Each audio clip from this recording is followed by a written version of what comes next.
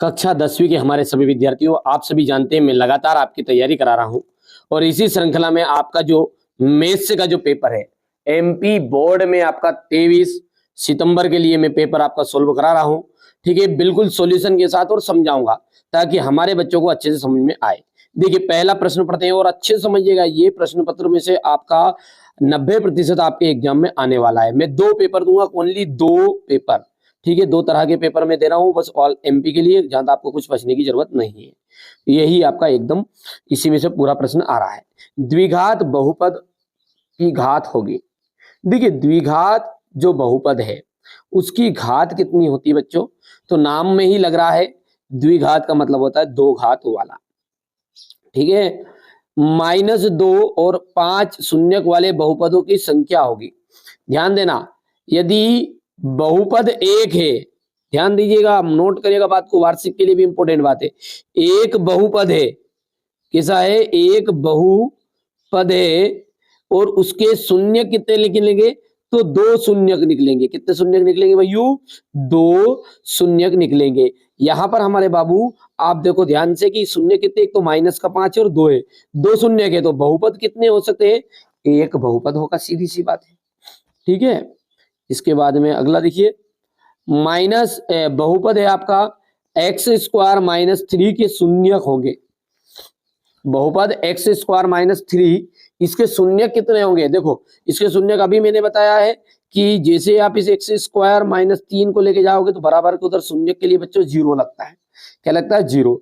और जैसे अपन इसको ले जाएंगे तो ये 1 से बराबरी पे, तो 3 तो उधर गया और पर करनी में हो जाएगा, क्योंकि घात 2 हटेगी तो करनी लगेगी। ठीक है, अब ये जो करनी है एक बार प्लस में और एक बार माइनस के रूप में लगती है, घात 2 का वर्गमूल। ठीक है, तो यहाँ पर आपका जाएगा करनी में प्लस और माइनस करनी 3। ठीक है, x - 2y बराबरी पे 0 और 3x + 4y इक्वल टू -20 में रेखाएं, जो रेखाएं हैं वो आपकी प्रतिच्छेद करेगी।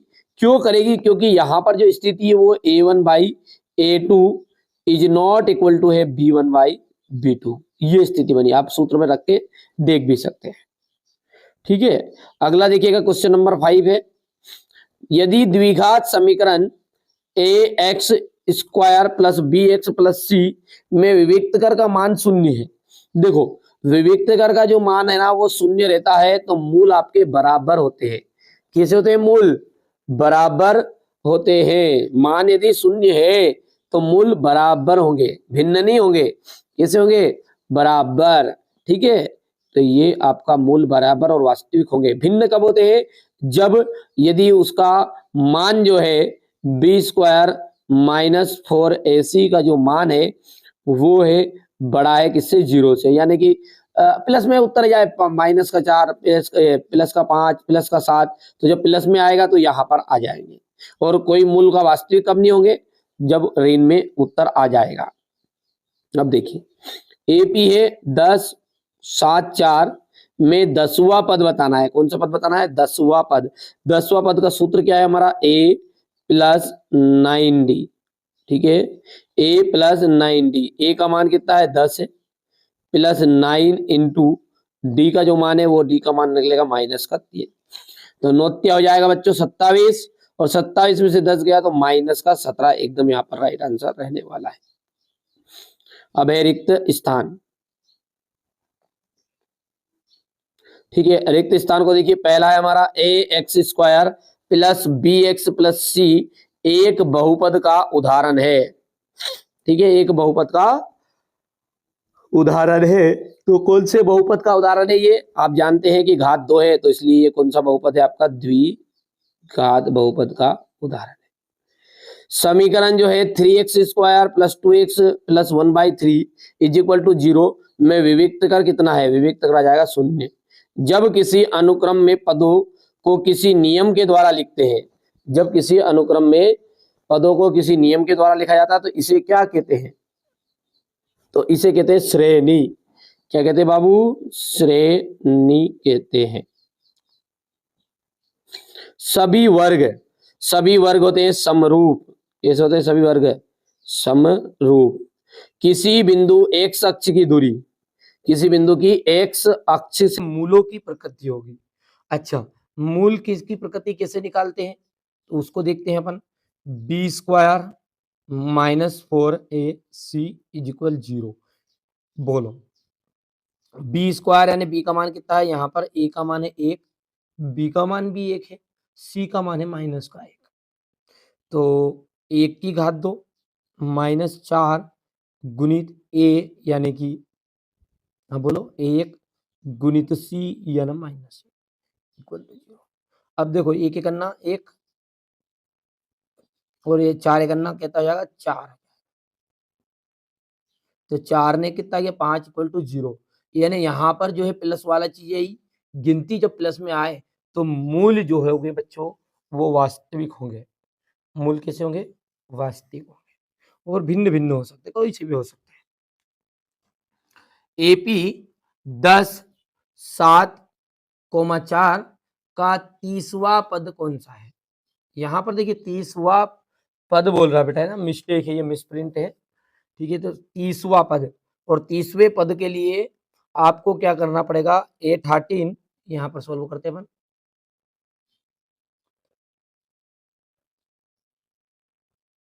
Equal A plus 29D। तो A का मान कितना है, A का मान तो क्या 10 प्लस 29 इंटू डी। डी का जो मान है वो 7 में से 10 जाएगा तो माइनस का 3 घटेगा, 3 बचेगा मतलब। और 29 क्या होता है आपका, यहाँ पर देख सकते हैं 87। तो 10 माइनस 87 उत्तर आएगा माइनस का 77, और जो कि यहाँ पर आंसर एकदम राइट आएगा। दो समरूप त्रिभुजों के भुजाओं का अनुपात 4:9 है, तो त्रिभुजों के क्षेत्रफल होंगे। देखो अनुपात 9 है तो 4 चुक हो गया 16 और 9 हो गया 81, क्षेत्रफल में घात 2 कर देते हैं। तो ट्रिक यही है कि यहाँ पर दिया है आपका कितना 4 चुक 16 और 9 81, तो ये हो जाएगा आपका आंसर। चलिए अब रिक्त स्थान देखते हैं। करनी 2 जो है वो आपकी संख्या है, परिमेय है अपरिमेय है, तो जो भी संख्या है अंडर रूट यानी करनी से बाहर नहीं निकल पाती है वो आपकी होगी परिमेय, सॉरी अपरिमेय, जो नहीं निकल पाएगी। और जो निकल जाए उसको कह देना बेटा परिमेय। तो ये 2 जो है ना ये निकल नहीं पाएगी। यदि 4 रहता तो 2 के रूप में निकल जाता, 9 होता करनी में तो 3 के रूप में निकल जाता, तो ये नहीं निकल पाएगी, इसलिए ये आपकी बनेगी अपरिमेय। 2 बहुपदों का गुणनफल, देखो यदि बहुपदों को जोड़ोगे ना तो भी बहुपद प्राप्त होगा, गुणनफल करोगे ना तो भी गुणनफल ही प्राप्त होगा। तो यहाँ पर अपन लिखेंगे बहुपद ही होता है। समीकरण 2x plus 3y is equal 5, 2x plus 3y is equal to 5 यदि x इक्वल है 1y, तो भैया x का जो मान है वो कितना है 1 है। ध्यान देना है x का मान कितना है 1 है, तो y का मान ज्ञात करना है। तो जैसे ही इस सॉल्व करोगे इसे तो ये बनेगा 2 गुणित और x की जगह पे कितना जाएगा 1 प्लस 3y बराबरी पे 5, और सब जानते हैं 2 एक करना 2, 2 उधर जाएगा 3 बचेगा, ठीक है। 2 एक करना 2, 2 सॉरी 2 एक करना 2, 2 उधर गया तो 5 में से 2 घट गया 3 बचा, और 3 के बटे में फिर 3 चला जाएगा, ये तो उत्तर निकल कर आ जाएगा आपका 1। द्विघात समीकरण के से मूल ज्ञात करने का सूत्र प्राचीन भारतीय गणितज्ञ डेडेडेस ने दिया था, तो वो श्रीधराचार्य जी ने दिया था।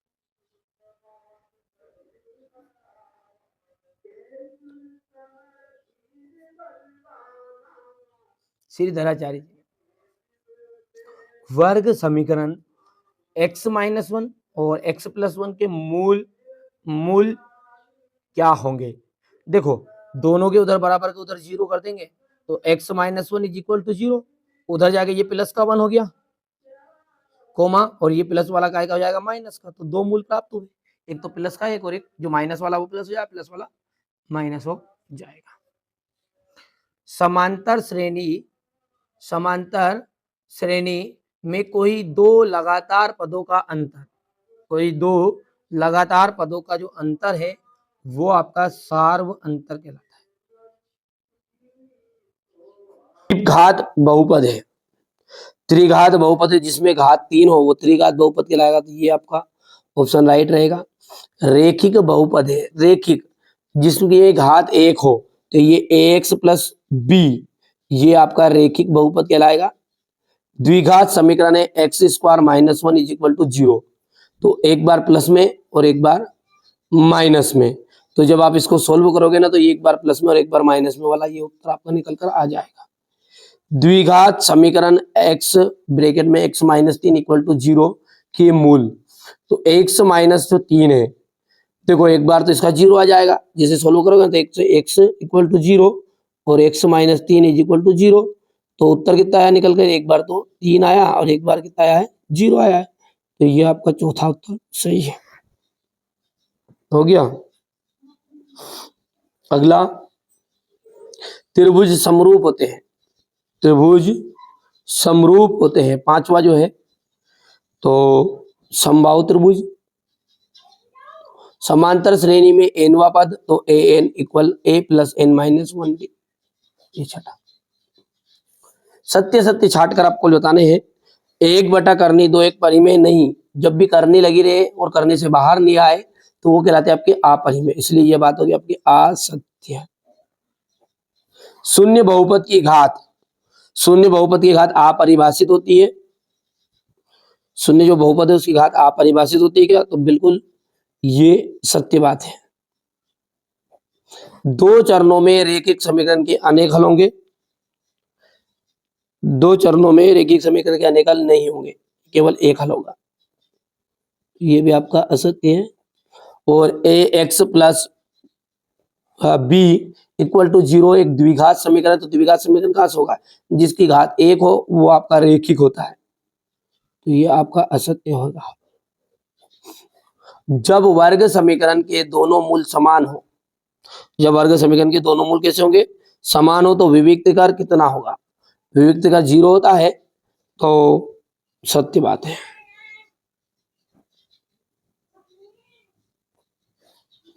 और -2 2 -2 फिर 2 -2 समांतर श्रेणी नहीं, जिसमें